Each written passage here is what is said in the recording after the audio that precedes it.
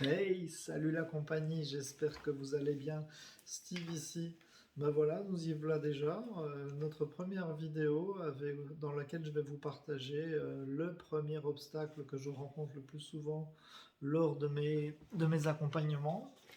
J'ai nommé la croyance limitante. Et oui, la croyance limitante, c'est une croyance que chacun de nous a dans sa vie. Cette croyance limitante a tendance à influencer nos prises de décision, mais aussi influencer nos actes et nous faire douter de nos capacités. Bien souvent, quand on a des croyances limitantes, elles nous empêchent d'atteindre nos objectifs et d'aller vers la réussite de ceux-ci. Et pourtant, cette croyance limitante a sa raison d'être dans le sens où ce que bien souvent la croyance limitante a été forgée par une grosse partie de nos expériences de notre vie, que ce soit de notre enfance jusqu'à l'âge adulte, quand nous vivons une situation et que nous n'arrivons pas forcément à régler cette situation, nous pensons que nous ne sommes pas à la hauteur et que nous n'avons pas la possibilité d'en sortir. En plus de ça, on a le monde extérieur qui nous rabâche aux oreilles que oui, en effet, c'est quelque chose qu'on n'arrivera pas à surmonter parce qu'on n'a pas la possibilité de le faire, on n'a pas les capacités, on n'a pas les moyens, on n'a pas forcément les compétences pour le faire. Et donc on va vite baisser les bras et continuer à, à pleurer sur notre sort, j'ai envie de dire. Les croyances limitantes contrôlent aussi toute notre vie. Comme je vous l'ai dit, la plupart des croyances limitantes nous viennent d'un bagage, que ce soit familial, que ce soit au niveau relationnel, au niveau de notre éducation. Et bien souvent, on hérite des croyances négatives de nos parents, des personnes qui nous entourent. Une fois ceci accepté, elles finissent par gouverner toute notre vie et nous empêcher justement d'avancer, car elles nous empêcheront tout le temps d'aller vers nos objectifs principaux. Alors, ce que je voulais parler avec vous, c'est que une croyance limitante, comme je vous ai dit, a son utilité. Elle permet de nous rendre compte qu'il y a quelque chose qui nous bloque, quelque chose qui nous empêche d'avancer. Dans ces croyances limitantes, ce qu'on peut remarquer aussi, c'est que comme elles nous empêchent d'avancer, on a des comportements qui ne sont pas forcément adaptés à, à avancer en fait. On a des comportements qui sont souvent de doute, des pensées de doute, et des comportements qui s'y joignent en fait. Parce que comme on est dans le doute, on va pas essayer de trouver autre chose, on va pas essayer d'essayer autre chose, pour la bonne et simple raison qu'on ne s'en sent pas capable. Alors pourquoi il est important de se détacher de ces comportements et de ces croyances limitantes? Une des principales raisons pour laquelle c'est important déjà d'en prendre conscience, c'est que ça va nous permettre de mettre en évidence des choses qui fonctionnent depuis toujours chez nous en mode automatique, c'est-à-dire de nous rendre compte réellement des freins qu'on peut rencontrer dans notre vie et de pouvoir les transformer. J'aime bien le mot transformer, mais je vais même aller au-delà du mot transformer. Moi, j'aime bien le mot transcender. Pour moi, c'est plus grand encore que transformer, parce que transformer, c'est simplement passer d'un à l'autre, tandis que le transcender, pour moi, c'est complètement euh, en, je vais dire, utiliser cette difficulté et comment dire, comme une opportunité de changement. Voilà. C'est vraiment transcender, pour moi, c'est vraiment utiliser cette opportunité de problème, oui, de cette difficulté en opportunité pour changer. Cette opportunité, ça nous permet de mettre en lumière tout ce qui ne va pas, tout ce qui nous empêche d'avancer, et ainsi de suite, de pouvoir remédier aux soucis qu'on se pose. C'est très important parce que parfois nous ne nous rendons pas compte qu'on a des croyances limitantes. On n'avance pas forcément en se posant des questions. Tout ce qui nous arrive dans notre vie, on a tendance un petit peu à l'accueillir comme quelque chose de fataliste et que on est un petit peu, je vais dire, comment est-ce que je vais pouvoir vous expliquer ça? Euh, on a l'impression qu'on n'a pas de contrôle sur la situation. Alors certes, on n'a peut-être pas de contrôle sur la situation, mais on a du contrôle sur la façon dont on réagit. Excusez-moi. Dans la façon dont on réagit à la situation. On peut prendre les choses qui nous arrivent comme quelque chose de négatif et pessimiste, et alors là, on va broyer du noir, on va s'apitoyer sur son sort, ou alors on peut prendre la situation comme quelque chose de qui va nous aider à grandir, comme une opportunité qui va nous aider à grandir. Et à ce moment-là, on se met dans la position de responsabilité, et ça va nous aider vraiment à grandir. Certes, c'est pas évident, je vous l'accorde, car on se pose pas forcément automatiquement des questions quand tout va mal. Au contraire, on est pris par nos émotions et on a tendance à envenimer les choses et à augmenter la, la, je veux dire, la grandeur des choses au point de les rendre complètement insupportables et insurmontables. Mais ce que je voulais dire par là, c'est que avant de pouvoir faire quoi que ce soit concernant les croyances limitantes, il faut déjà arriver à les identifier dans sa vie. Euh, pour ce faire, je vous ai identifié quelques situations dans lesquelles on a des pensées négatives et que je retrouve le plus souvent en, en accompagnement. Je vais vous les citer. Pour moi, déjà, une des premières qui revient le plus souvent, c'est j'ai pas les capacités ou j'ai pas le talent. J'ai pas la formation, je suis pas à la hauteur, je n'ai pas forcément la formation suffisante pour pouvoir m'en sortir quand j'ai une situation qui est compliquée ou quand je veux me faire un nouveau challenge ou ce genre de choses. Pourquoi? Ben parce que pendant que j'étais enfant, j'ai peut-être eu une situation où ce que j'ai échoué et que lors de cet échec, on m'a pas forcément encouragé à réessayer, à avancer. On m'a plutôt dit, ouais, tu vois, t'es un bon à rien. Et le truc, c'est qu'à force d'entendre ce genre de situation, ça devient une croyance limitante qu'on finit par accepter. Parce qu'on finit par s'en rendre compte, en fait, que oui, on n'a pas forcément les compétences où on donne la raison à l'autre.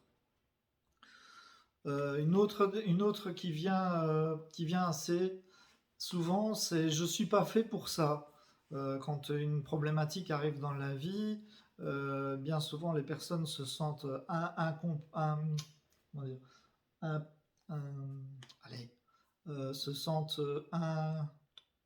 impuissantes devant la situation et ils me disent oui, j'arriverai jamais à surmonter ça. C'est vrai qu'avec le niveau de conscience qu'on a au moment où on a le problème, on peut pas le résoudre, on peut pas comprendre comment on peut s'en sortir. Et ça commence déjà par la prise de conscience qu'il y a un problème. Et une fois qu'on a la prise de conscience du problème, on a la possibilité de pouvoir arriver à le résoudre en élevant son niveau de conscience, en élevant son questionnement et en se posant davantage de questions sur la raison de la raison du problème, mais aussi le, le comportement qui résulte du problème. C'est-à-dire mon attitude, mes habitudes et ce que j'en fais en fait. Soit je suis proactif et j'essaye d'aller de l'avant et trouver une solution, soit je prends tout sur moi et je suis un peu dans le déni et je me dis que de toute façon, quoi que je fasse, ça ne changera rien. Et je suis dans la croyance que je suis bloqué et que ça ne pourra pas changer. Avec une attitude comme ça, c'est sûr qu'on ne peut pas avancer et c'est sûr qu'on ne peut pas changer les choses. Ce qui revient aussi, c'est je ne suis pas assez intelligent, je ne suis pas assez beau, je ne suis pas assez bien, je ne suis pas assez belle, je ne suis pas assez mince, je ne suis pas assez grosse, je ne suis pas assez, je ne suis pas assez. Cette croyance aussi, c'est de ne pas être, de ne jamais être suffisamment quelque chose pour commencer quelque chose dans notre vie. Euh, Être pas assez, ça veut dire on n'est pas à la hauteur, mais par rapport à quoi, par rapport à qui, quelle est votre référence qui vous dit que vous n'êtes pas assez. Une des raisons qui revient aussi le plus souvent, c'est je ne peux pas le faire parce que mon entourage ne l'acceptera pas. Je ne serai jamais à la hauteur parce que c'est pas le moment, parce que les conditions sanitaires ne le permettent pas, parce que les conditions politiques ne le permettent pas, parce que les conditions économiques ne le permettent pas. Si on se base toujours sur la vie extérieure, on n'arrivera jamais à avancer, on n'arrivera jamais à faire quoi que ce soit. Et une grosse partie des croyances limitantes se fait aussi par rapport je vais dire, comment est-ce qu'on appelle ça, à l'acceptation du monde extérieur. C'est-à-dire que les avis extérieurs ont plus d'importance dans la vie d'une personne que ses propres croyances à elle, ses propres rêves. Elle va toujours s'empêcher de faire les choses parce qu'elle veut d'abord faire plaisir à son entourage et ne pas décevoir. Une des plus grosses, je pense que, et ça c'est vraiment dommage, parce que c'est quelque chose qui m'attriste quand j'entends des personnes dire ce genre de choses, c'est parce que je ne le mérite pas. Ça, c'est vraiment quelque chose qui est pour moi très très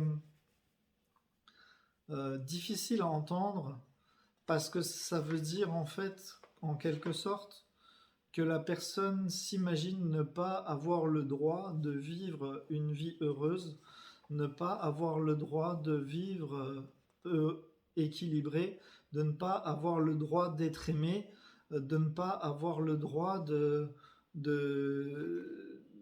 d'exister avec ses qualités, ses défauts et je vais dire, ses complications. Je veux dire, c'est ce qui fait grandir. Une grosse partie des personnes que j'ai pu côtoyer dans mes accompagnements euh, me disaient qu'ils ne méritaient pas de vivre, ils ne méritaient pas de ci, ils ne méritaient pas de là, parce qu'ils ne se sentaient pas à la hauteur. Ils avaient aussi des enfants, ils avaient aussi... on rencontrait des personnes, des parents, j'ai rencontré aussi des personnes qui avaient échoué lors d'un projet et donc ils ne méritaient pas d'avoir le droit de recommencer parce qu'ils étaient nuls, etc. Eh ben, en fait, c'est quelque chose qui est une des plus grandes croyances limitantes parce que quand on ne croit pas qu'on a le droit au bonheur, qu'on ne croit pas qu'on a le droit de vivre, qu'on ne croit pas qu'on a le droit de d'exister, le droit d'être aimé, le droit de s'aimer, le droit de s'accepter, de se respecter, ben pour moi, c'est la plus grande croyance limitante qui puisse arriver à un être humain, parce que ça veut dire qu'on ne donne aucune valeur à sa personne. Et quand on ne donne aucune valeur à sa personne, il est impossible, pour moi, il est impossible de pouvoir changer et de pouvoir évoluer. Je sais que c'est quelque chose qui peut vous paraître dramatique quand on entend ce genre de choses, mais pour moi c'est quelque chose qui est assez compliqué à entendre parce que ça en cause un certain nombre de comportements destructeurs que que les personnes vivent pour le simple fait qu'elles ne s'accordent pas le droit de pouvoir exister. Parce qu'elles ont été maltraitées, parce qu'elles ont été... parce qu'elles n'ont pas été écoutées, parce qu'elles n'ont pas forcément été entendues, parce qu'on ne les a pas regardés, parce qu'on ne les a pas admirés ou parce qu'on ne les a pas encouragés, tout simplement, ben, ces gens-là ont tendance à, à se réfugier dans des addictions comme des drogues, comme de l'alcool, comme de la, des, des actes dégradants. Et malheureusement, ces gens-là ont besoin justement de se sentir vivre, de se sentir exister. Et une grosse partie de ces personnes qui ont tendance à s'adonner à ce genre de, de dégradation, j'ai envie de dire, ben, c'est des personnes qui auraient eu besoin davantage d'attention, besoin davantage d'écoute, besoin davantage de non-jugement, besoin davantage de, d'amour, je vais dire en plus, parce que je pense que c'est quelque chose qui est important. Le point le plus essentiel pour moi, pour faire tomber un petit peu toutes ces croyances limitantes, c'est déjà de s'accorder le droit à vivre. Le droit à vivre, c'est se respecter tel qu'on est, c'est apprendre qui je suis, pourquoi je fonctionne comme ça, quelles sont mes émotions, comment je perçois le monde, comment je perçois la vie, sachant qu'on a tous une perception du monde et une perception différente de la vie. Et quand une personne a tendance à imposer son système de pensée, sa vision à l'autre, elle est parfois complètement déstabilisante parce que l'autre, n'ayant pas les mêmes visions, se sent mal à l'aise et finit par enterrer son propre fonctionnement au profit de l'autre. Et petit à petit, on va vers l'autodestruction de soi. Malheureusement, c'est une des, je vais dire, une des problématiques de notre société, c'est qu'on a tendance à vouloir imposer notre perception et notre vision du monde à l'autre, alors qu'on le sait aujourd'hui et les neurosciences le démontrent tous les jours de plus en plus, que chaque personne a une perception et une vision du monde différente en fonction des événements qu'il a vécu tout au long de sa vie. Et personne ne peut, entre guillemets, comprendre ce qu'il vit, car c'est sa propre expérience. Donc,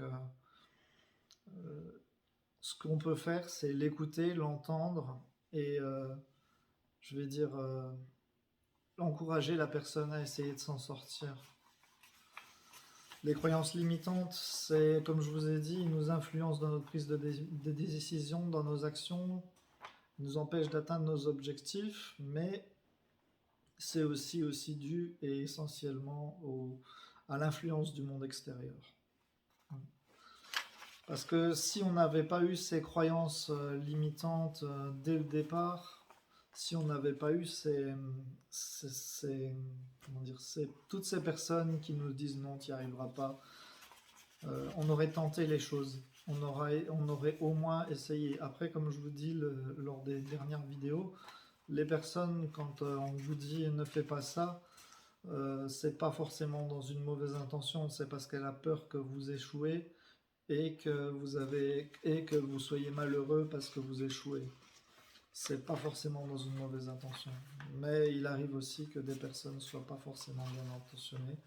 Et là, malheureusement, c'est en fonction je vais dire, de la force de votre esprit quelque part, que vous pouvez surmonter ou pas ces croyances négatives. Ben voilà, on arrive à la fin de cette première croyance, de ce premier obstacle qui était la croyance limitante, dans laquelle on a vu que nos prises de décision sont influencées par ces croyances limitantes. Elles influencent aussi nos actions. Elles nous empêchent aussi d'aller vers la réussite de nos objectifs parce qu'elles nous mettent des doutes. et des comportements qui ne sont pas forcément en alignement avec l'objectif que nous voulons atteindre. Elle contrôle nos vies aussi par le biais de notre famille, nos relations, notre travail et notre rapport à l'argent.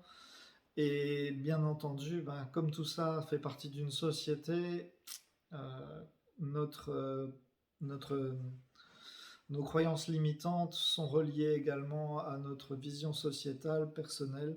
Et bien souvent, pour se conformer, pour être accepté par la société, ben, on se conforme à un modèle qui n'est pas forcément le nôtre, ce qui nous mène vers l'oubli total de notre propre personne, de notre propre personnalité, de notre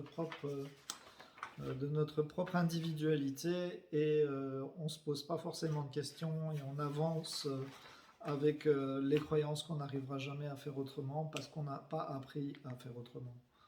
Donc voilà, c'était Steve pour cette première vidéo. Je sais un petit peu longue concernant la croyance limitante. Je ne sais pas si quelques-uns d'entre vous se sont retrouvés dans les différentes situations que j'ai citées dans cette vidéo. Si ça vous a plu, je vous encourage grandement à me mettre un petit message quelque part autour de cette vidéo, à liker si vous l'avez aimé et à la partager si vous sentez que ça peut aider quelqu'un. En attendant, je vous souhaite une très bonne journée. Je vous remercie d'avoir regardé cette vidéo et vous dis à demain pour le deuxième objectif,